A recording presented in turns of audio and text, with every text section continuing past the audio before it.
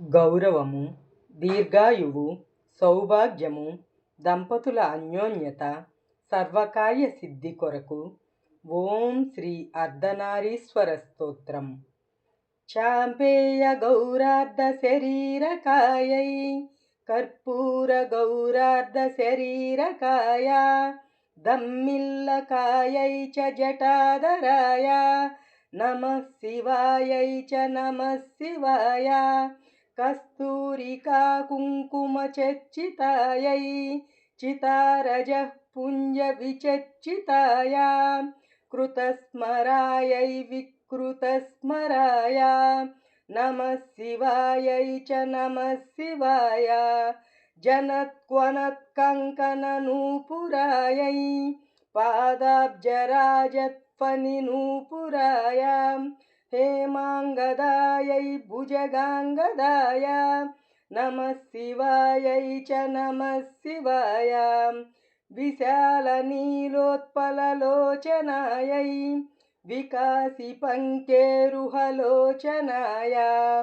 సమేక్షణాయై విషమేక్షణాయ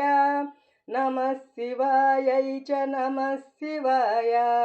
మందారమాలా కలితాలకాయై కపాలమాలాంకితకందరాయ దివ్యాంబరాయై చ దిగంబరాయ నమః శివాయై చ నమః శివాయ లంబోదరశ్యామలకుంతలాయై తటిత్ప్రభాతామ్రజటాధరాయ నిరీశ్వరాయై నిఖిలేశ్వరాయ నమః శివాయై చ నమః శివాయ ప్రపంచ సృష్ట్యున్ముఖలాస్యకాయై సమస్త సంహారక తాండవాయ జగజ్జనన్యై జగదేకపిత్రే నమః శివాయై చ నమః శివాయ ప్రదీప్తరత్నోజ్వలకుండలాయై స్ఫురన్మహాపన్నగభూషణాయ శివాన్వితాయై చ శివాన్వితాయ నమః శివాయై చ నమః శివాయ ఏతత్పఠేద్దష్టకమిష్టదం యో భక్త్యా సమాన్యో భువి దీర్ఘజీవీ